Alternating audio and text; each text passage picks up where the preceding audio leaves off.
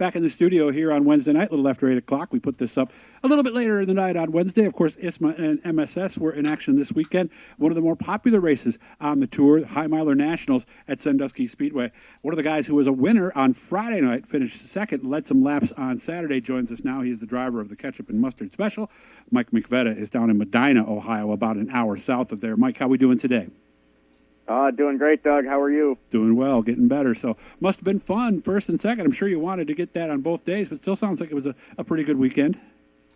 Yeah, we were really hoping for the double after, getting the win on Friday night. I wish I could say it was easy. We actually fought the car. We didn't get a lap of practice on Saturday, so our first laps at speed on track were time trials. We were fighting rear end and drive shaft issues all weekend, so. Considering that, time trialing third both nights, first on Friday, second on Saturday after leading, I think, over half the race. It's a pretty successful weekend. So what went wrong then? I mean, you won on Friday. When did you realize you had a problem? Well, we fought the drive shaft on Friday. We actually broke a drive shaft at Berlin a few weeks ago. We put our spare in, which we had troubles with at Oswego Classic last year. I thought we fixed it. We didn't. Fortunately, we had a new one made up. So we got that all squared away Friday. Come first practice Saturday morning, I go to pick up the gas, and the left rear caliper rips out of the rear end. Oh, wow. And starts shaking the car real bad. So that, of course, meant we had to replace the rear end, and we didn't get that finished up until right before qualifying. And you told me it rained pretty hard overnight, so this was a brand-new green racetrack on Saturday, huh? Right, yeah, there wasn't a lick of rubber on it, and it really didn't pick up rubber on Friday. No? I don't know if it was how humid it was. I mean, it was in the mid-90s and, 1,000% humidity, so that could have a lot to do with it. It was quite a bit cooler on Saturday, and the track finally started taking rubber and getting to what, is a more typical Hy Miler track. Okay. Third to first on Friday. How'd we get to the front? That was a give me. I was behind Rich Reed and Timmy J, and Rich. I really feel for Rich. I thought he had it, and unfortunately they got tangled up battling for the lead, and I inherited it by missing the mess. So from there we just ran away and hid. Okay. I think there was only a handful of laps left. Did you have to really dodge this mess up front, or were you able to get through there pretty cleanly? I did. It was evasive maneuvers to get around it. Okay. How'd you do it? High, low? Low. They were into the outside wall, and I just kept her gassed up, hoping that they wouldn't come down as I went under them. Jeez. And a 15-second lap, sounds like everything happens real fast at Sandusky. Yeah, pretty much everywhere we go, just the speeds of the car, everything happens fast. And I was talking to Jeff Abold yesterday. Said the other thing that makes it tough is there's no lap counter. So how do you keep track, where you are and how much is to go and and when to ease off and when to go a little quicker? I'm a go like heck the whole race type of guy. Yeah. So once we got into the lead, we just gave it all we had and hoped we had enough at the end, and unfortunately we didn't. Well, did you have a feeling there weren't many laps to go? Yeah, unfortunately, we were plagued with cautions and red flags on Saturday, so we got pretty regular updates under caution where we were lap-wise. Okay. And, kind of knew I was in a little bit of trouble, probably about lap 60, started to get loose, and it never really got back to where it was. Fifth to first, fell back to second. Did you run out of tires? What happened? Yeah, ran out of tires. Just burned up the right rear, being too aggressive trying to lap cars. Mm-hmm.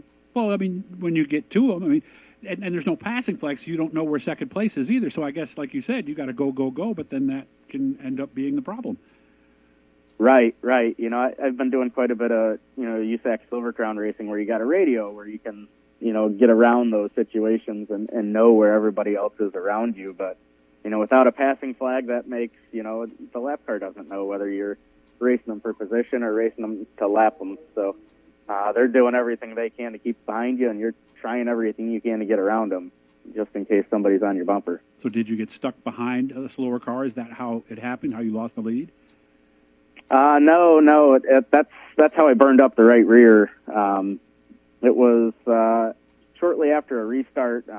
Jeff's a real smart distance racer, and I had passed him at the beginning of the race. A couple laps in, and he was just biding his time, and he just came on strong. I'm not sure when. I think he got me in the lap 70-ish range.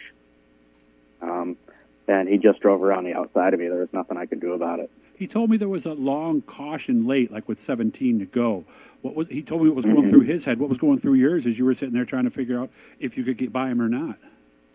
Well, I was hoping he would pick the inside because even with a loose race car, we had the ability on every other restart to start on the outside, and the car would just launch out of 4 and be able to get to turn 1 first. So I was hoping he'd take the inside, but he stuck me on the inside, which I don't blame him a bit because it seemed like, for whatever reason, last weekend at Sandusky, outside was the place to be on a restart. Mm-hmm. And he told me he kind of liked it out there anyway, so I don't think there was really a decision to be made on his part. No, probably not on his part. Did he just drive away from you after they went green the last time? Yeah, he pulled away a little bit. I feel like we kind of caught pace, but there was nothing I could do. I couldn't catch him, and maybe he was pacing too. I'm not sure, but it was definitely his race. And you knew at that point how many laps to go? They were on the radio telling you?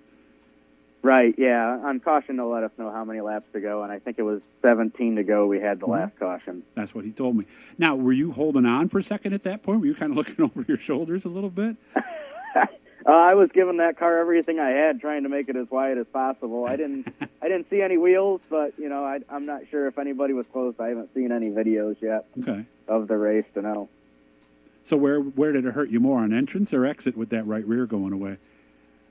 It was corner exit. I couldn't get out of the corner without spinning the tires. So you're just breathing on the gas pedal, just hoping to spin bet. out. Okay. Yeah. Just real easy on it. But you told me, even though this isn't your home race, I guess you told me Lorraine's a little closer, but this was your best Hy Miler weekend when you get right down to it?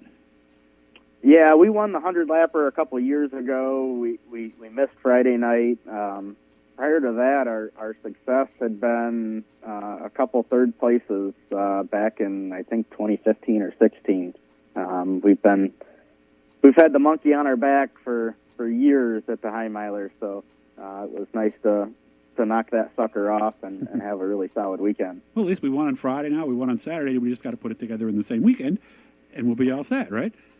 There you go. That's 2024's plan. When's the next time you drive with the wing on? Next week at Oswego. Okay, so you are doing that race for part of that series then. Okay. Yeah. All right. Yep, absolutely. All right. How about other stuff? Well, this weekend I'm in a Silver Crown car at Toledo. Oh, really? Yeah, then we're at Oswego, like we just mentioned. Then I think we go sprint car racing for a week, then back to Silver Crown, then the Oswego Classic. Wow, busy. So we stay busy. Yeah. What's your favorite out of all those cars? I mean, do you have one that you tend to do better with? I love my super modified. Mm-hmm. There's a lot of pride in that. It was we hand built it, so there's a lot of pride that comes with taking something that you built, designed, and being real successful with it. So that's probably my favorite. Probably followed by the Silver Crown car, and I think it's just a challenge. Are you going to run that race at the end of the year at Evans Mills? Yes, absolutely. Okay. As long as we get through the Classic. Ever been we're there? kind of one race. No, never been. Mm-hmm. But we're one race at a time. We've got one car and one engine, so if anything goes wrong in either suit, we don't really have a backup plan. So the ketchup and mustard special was good this weekend.